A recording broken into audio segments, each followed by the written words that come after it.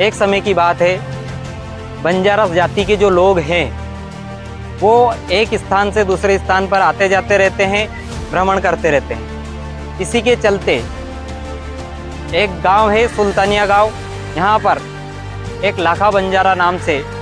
व्यक्ति अपने समूह के साथ आते हैं और वे प्रतिदिन इसी जंगल में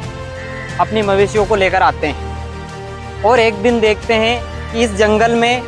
एक छोटी सी बालिका उनको दिखाई देती है जो रो रही थी और उसके आसपास कोई भी नहीं था।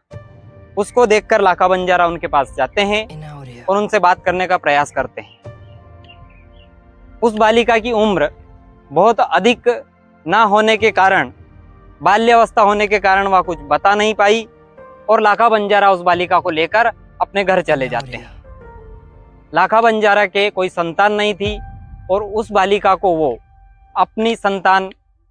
मानकर उसका पालन पोषण करने लगे। धीरे धीरे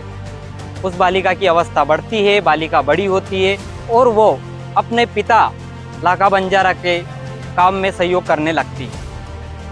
जैसे कि हमने शुरुआत में बताया कि वो मवेशियाँ चराने के लिए आए थे, तो प्रतिदिन वे मवेशियाँ चराने के लिए इसी जंगल पर आते थे और उनके जो साथी थे वो देखते हैं कि ये जो बालिका थी ये उन मवेशियों को उनके साथ जल स्नान कर जल में पानी पिलाने के लिए नहीं लेकर जाती थी और वह अकेले ही अलग राह पर जाती थी। यह देखकर जो उनके साथी थे वे लाखा बंजारा से उनकी शिकायत करते हैं और लाखा बंजारा यह सुनकर आश्चर्यचकित रह जाते हैं कि अगर मेरी बालिका मवेशियों को पानी नहीं पिलाती है तो भी ये स्वस्थ कैसे हैं। यह सुनकर वह निश्चय करते हैं कि मैं इसके बारे में जानूंगा और अगले दिन वे उस बालिका को देखने के लिए छिपकर उसके पीछे पीछे जाते हैं। बालिका मवेशियों को लेकर इसी जंगल पर आती है। जब पानी पिलाने का समय होता है तब सभी साथी अपने अपने मवेशियों को लेकर पानी पिलाने के लिए जाते हैं, लेकिन वो बालिका उनके साथ ना जाकर यहाँ एक उस समय खाली कुंड हुआ करता था, यहाँ पर आती है और इस खाली कुंड में वे आकर इसमें प्रवेश करती है और उनके बैठने के कुछ ही समय बाद देखते ही देखते इस कुंड में धीरे धीरे दूध उत्पन्न होता है और ये देखते ही देखते दूध से भर जाता है और उस दूध को सभी मवेशी पीते हैं। और यहाँ इसके साथ साथ एक और नज़ारा उस समय देखने को मिलता है कि यहाँ जो जंगली जानवर थे जो कि हिंसक होते हैं वे भी आते हैं और वे सभी एक साथ यहाँ पर जल को, जो यहाँ दूध था उसको पीते हैं और सारे मवेशी एक साथ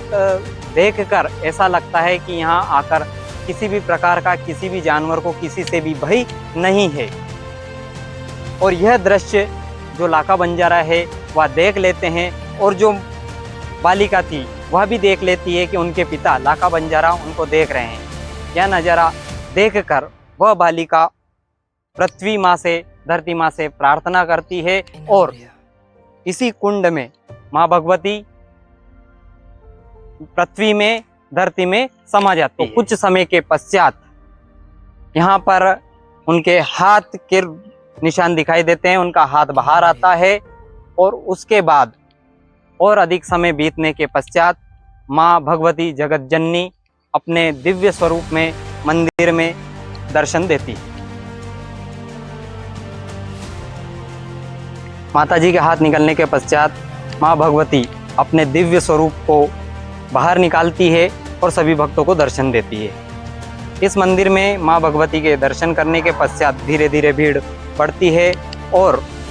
यहाँ समय समय पर माता रानी ने अपनी स्थिति, अपनी उपस्थिति होने के प्रमाण चमत्कारों को कई माध्यम से लोगों को बताया है। इसी क्रम में एक मदन लाल नाम का चोर रात्रि में संध्या आरती के पश्चात माता जी के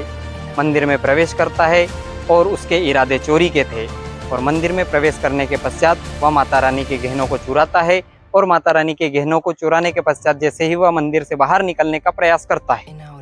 उसी समय उसकी दोनों ही आंखें बंद हो जाती है, अर्थात वो अंधा हो जाता है। पूरी रात्रि वो मंदिर के आसपास ही भटकता रहता है, लेकिन वो इस पहाड़ी को छोड़कर, मंदिर परिसर को छोड़कर बाहर नहीं जा पाता है। जब प्रातःकाल पुजारी आते हैं, मंदिर का नज़ारा देखते हैं और देखते हैं कि वहाँ पर माता रानी के जो गहने थे वो नहीं है, आसपास देखने पर उन्हें कुछ ही समय में वो चोर का पता लगता है और वह चोर से पूछताछ करते हैं। और जब वो मदन लाल नाम का चोर ये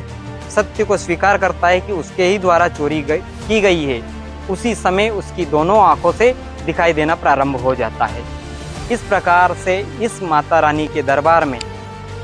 हर क्षण कुछ ना कुछ चमत्कार होता रहता है। इस क्षेत्र के लोग को देखकर ऐसा लगता है कि जैसे इस क्षेत्र के हर एक व्यक्ति की कुलदेवी हो। यहाँ पर सारे कार्य माँ की इच्छा से होते हैं। कोई भी कार्य करने से पहले या कार्य करने के पश्चात माता रानी की दरबार में उपस्थिति देना हर कोई अनिवार्य समझता है।